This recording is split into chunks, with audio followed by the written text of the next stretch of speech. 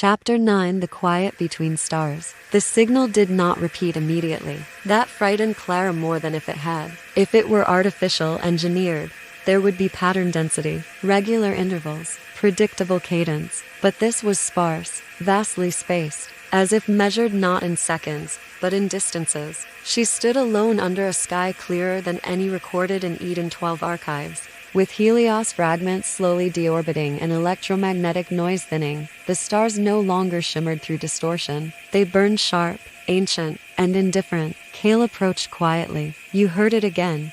Yes. From where? She lifted her hand toward the sun. Not there. Then she pointed beyond it, toward a faint region near the ecliptic. Outward, below ground, Dr. Rowan reviewed deep space sensor data for the 5th time. We're not detecting structured transmission, said a technician. Rowan nodded. I'm not looking for transmission. He overlaid solar magnetic readings with background cosmic radiation drift. Look at the correlation, he said. Halberg leaned over his shoulder. That's noise. No, Rowan replied softly. It's coherence. Beyond the heliosphere, the boundary where solar wind met interstellar medium, there was subtle fluctuation.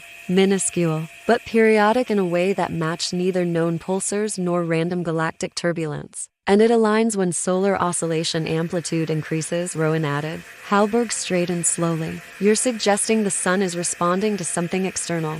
I'm suggesting it may be participating. On the surface, Clara closed her eyes and widened her awareness again. Now that Helios was no longer constraining the star's magnetic envelope, the deeper layers were clearer. She no longer focused on 11-second pulses. She listened for the larger harmonic envelope she had touched the night before. And beneath even that there, a faint modulation, not imposed, not forced, like gravitational tides across plasma. She inhaled sharply. It's not a message, she whispered. Kale waited. It's a pattern of alignment. Alignment with what? She searched for language large enough. With other stars. Rowan's voice reached her moments later via drone relay. We believe the sun's magnetic field is exhibiting phase coherence with external stellar sources. Clara almost laughed. You finally hear it.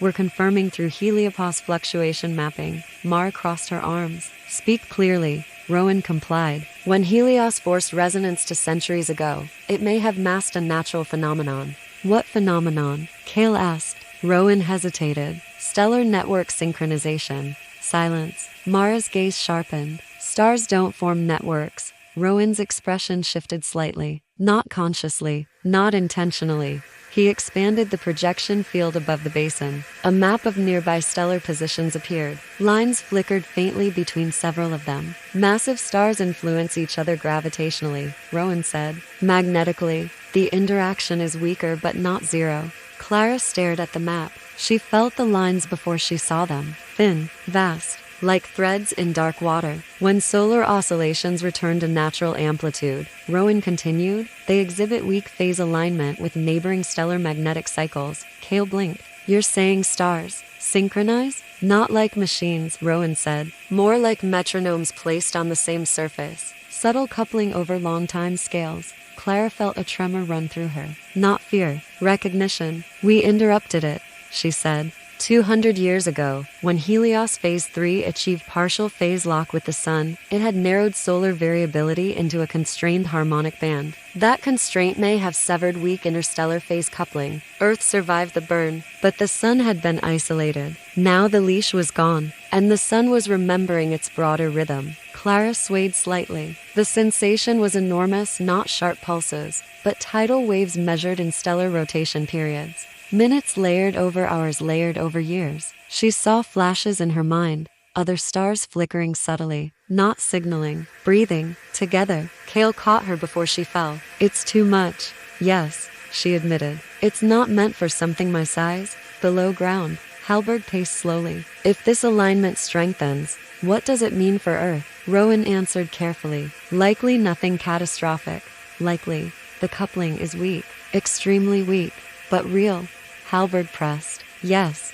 She stared at the projection. For 2 centuries we believed the sun was a threat. Rowan nodded. And now it appears we were the interruption. Clara steadied herself. She forced her perception narrower again. Focused only on the sun, the deeper stellar envelope hummed faintly, but she did not attempt to track the larger network. Not yet.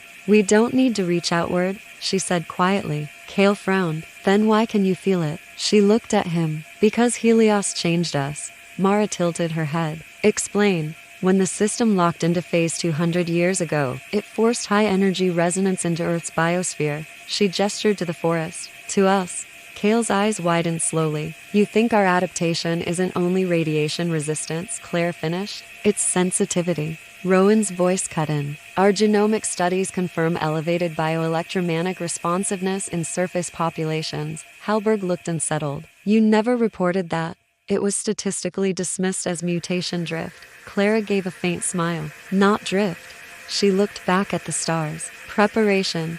The next fluctuation rolled through. Gentle, slow. Clara did not try to match it. She allowed it to pass. The forest shimmered subtly. For the first time, she realized something profound. The sun was not central. It was local. One node in a vast dynamic lattice of magnetized plasma spheres exchanging microscopic influence across light years. Not communication, not intention, but shared physics, shared rhythm. And Earth had tried to cage one node. The arrogance felt small now. Kale sat beside her in the grass. So what does this change? She considered. For 200 years, humanity defined survival as control. And now, she watched a distant star flicker. Now survival might mean participation. In Eden 12, Halberg studied Clara's live biometrics. She cannot sustain continuous high-order synchronization, she said. No, Rowan agreed. But she doesn't need to.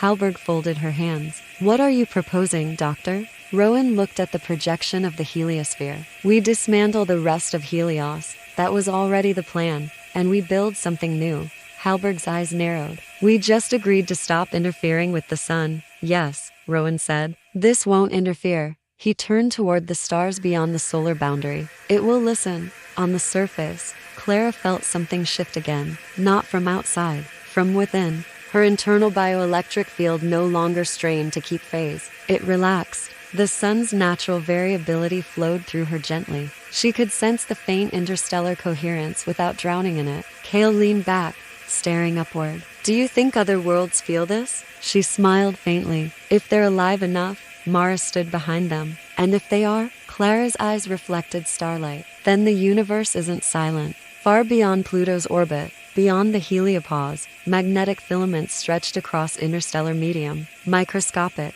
but real. The sun pulsed, not alone. And for the first time since the burn, humanity was no longer trying to shout at it. They were beginning to listen.